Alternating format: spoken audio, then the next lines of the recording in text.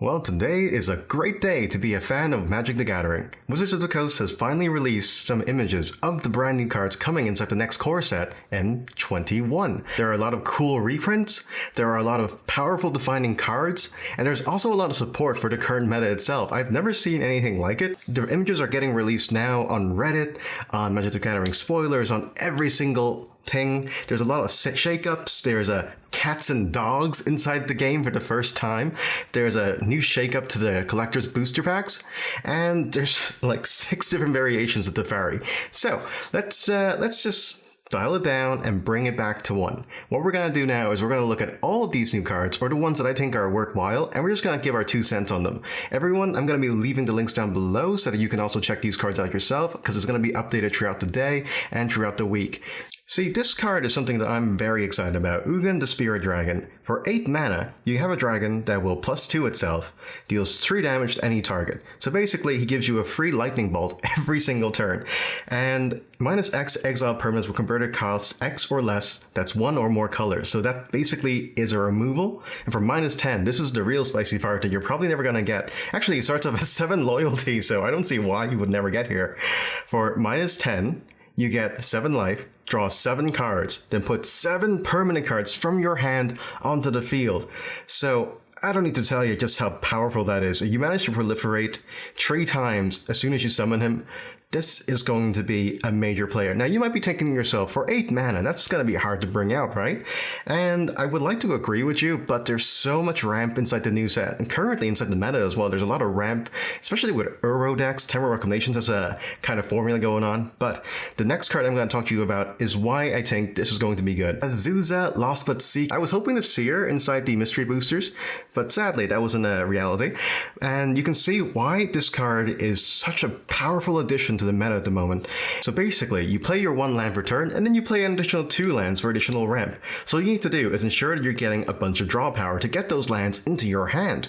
And that's not difficult to do, especially with green-blue being so freaking powerful at the moment.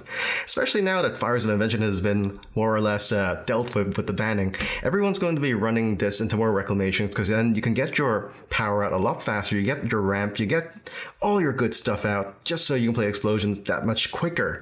Now let's take a look at this. Grim Tutor has 2 arts, and they are both pretty nice. I think the new art additions, I'll give my feedback on that later on, but Grim Tutor for 3 mana, search your library for a card, put that card in your hand, then shuffle your library. You lose 3 life. Basically, it lets you seek out anything inside of your deck. There is no reason not to do this. 3 life for any 1 card in your deck is amazing. Baneful Angel is a card that has never ever been reprinted. It was first printed in M11 and hasn't seen a reprint since. And this is a card that they were talking about that hasn't been reprinted, that's going to get a reprint now.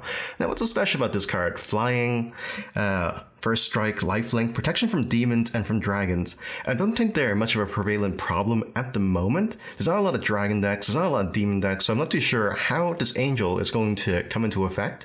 I think it's a very neat idea. For EDH, you can use it for Catrol to get some of your keywords inside the graveyard. There is going to be a meta where demons and dragons are prevalent, and Baneslayer Angel is just going to come in there with her big sword and swoop out the competition. Okay, next into our list is Peer into the Abyss. Target player draws cards equal to half the number of cards in their library and loses half their life, rounding up each time. Wow. This is a first in Magic the Gathering history, and just really, really odd. For 7 mana, you can basically half your deck and half your life at the same time. Or you can half your opponent's deck and half their life at the same time. The problem is, it costs an awful lot. But as I said, there's a lot of ways to ramp up mana here, especially with Azusa coming in. But the problem with that is that you want to run green-black, which I'm not too sure is that strong of a color combination at the moment. Especially inside this one. I can see a lot of fun combinations coming out with going along the theme of EDH staples. Let's bring our attention to Veto, the Torrent of the Dusk Rose. Whenever you gain life, target opponent loses that much life. And for 3 and 2 black, creatures you control gain lifelink until the end of turn.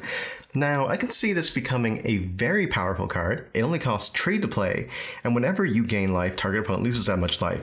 And it's in the black color, so you know where this is going. Aristocrats. Cat Oven deck meta has been always a problem, but this card is just gonna like augment its power, especially now that people aren't gonna be running Lyris anymore due to the nerfs to companions. That said, though, cycling decks are gonna have a little bit of problem with their Zenith Flares because of this uncommon card coming out. And the name is Tormod's Crypt. And if you tap it, sacrifice Tormod's Crypt, exile all cards from target player's graveyard.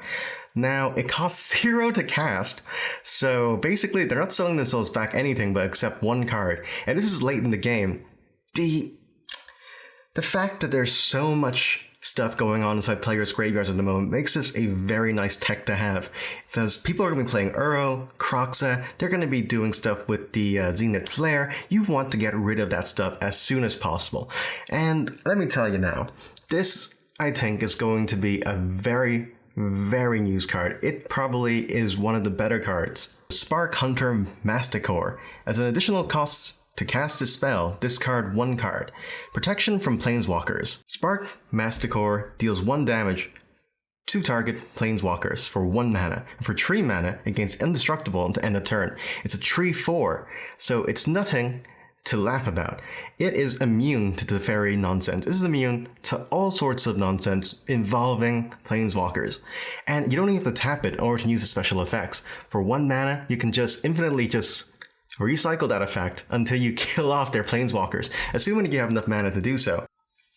I don't necessarily see this card becoming very powerful, mainly because it costs a lot in order to summon. 3 mana, sure, that's fine, but 3 mana and losing a card advantage? I don't know. They already have like their Planeswalkers over there. Chances are they already procced them once for an effect. What we're doing now is we're playing another card that basically is immune to that, and we're getting rid of the Planeswalkers which we're immune to. So that's causing another problem in general. I'm just not too sure how effective this will be in the long term. Let's take a look at one of the newer archetypes, which is Rin and Siri Inseparable. They're a legendary creature, but get this. Cat and dog, or dog cat. Or whenever you cast a dog spell, create a 1/1 cat creature. Whenever you cast a cat spell, create a 1/1 white dog creature. And for 1 red, 1 green, and 1 white, tap Rin and Siri Inseparable. Deals damage to any target equal to the number of dogs you control. You gain life equal to the number of cats you control. So, I'm not too sure. I think it's very cute. I think there's a lot of ramp pressability. It costs 4 mana to get out, so you can get some value in return out of this. It doesn't have an enter the battle effect, which is kind of what the meta is at the moment, but it is a 4/4 that you can keep alive. That's hard to remove.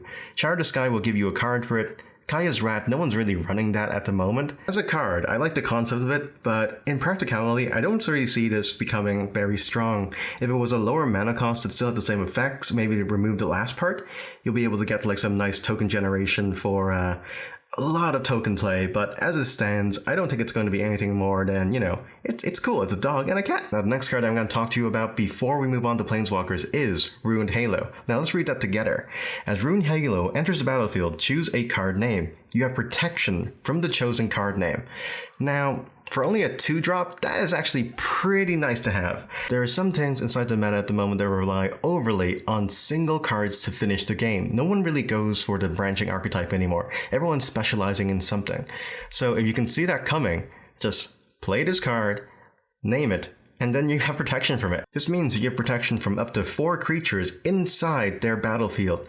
Now, it's not quite a counter because they can still use their text effect, they can still tap to do their own effects if they have any, but as it stands, this is a nice way to avoid lethal that costs almost nothing, and inside a white deck which has relatively 0 counter spells, this is one thing to look for. The first card we're going to talk about is Berserk Cat, the brand new Planeswalker from this set. Let's take a look at his ability together.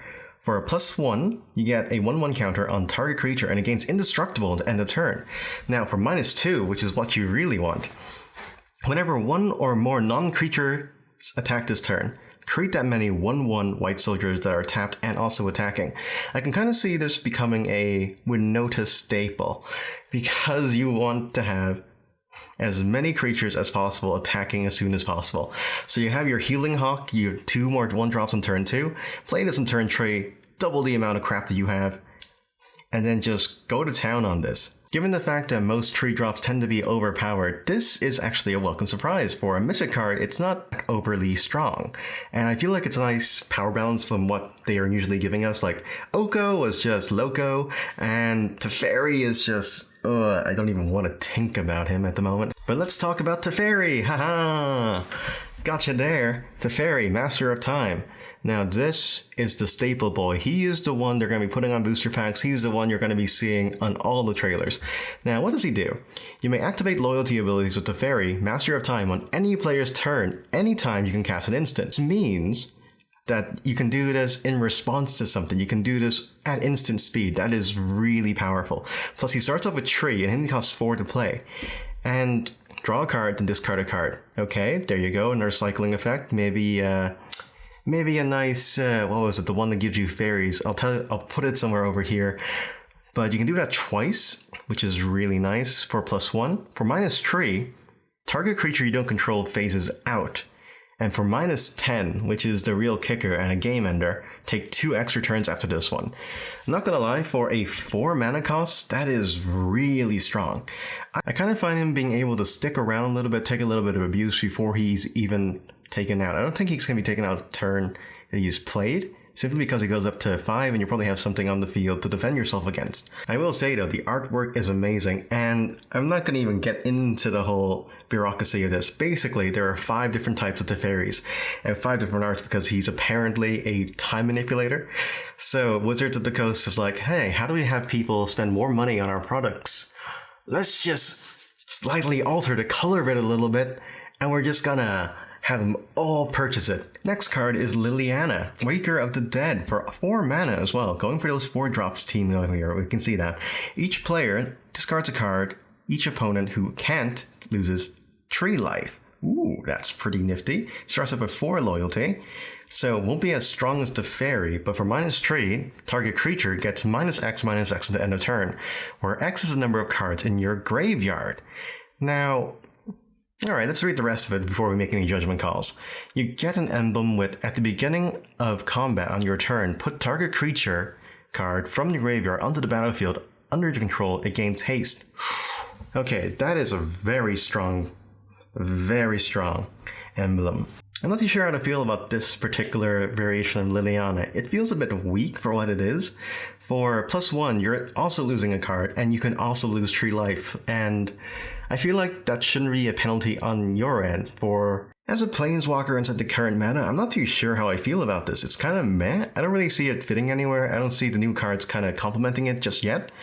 But hopefully, as time goes on, that will change. Alright everyone, that's my quick look into these brand new cards. I'm going to be linking below where I'm finding all the images and all the good stuff for all these brand new cards coming out at the moment so that you can keep up to date. I'll be doing another video later on when more cards come out for this set so we can have a better feel of how it's going to impact players getting to play it for the first time next month. But until then, if you have any comments on these brand new cards, please be sure to leave it down below. I would love to hear your thoughts on this. And if you enjoyed this video, please be sure to subscribe for brand new Board Game Nerd content. Until next time, everyone, I'll see you all later.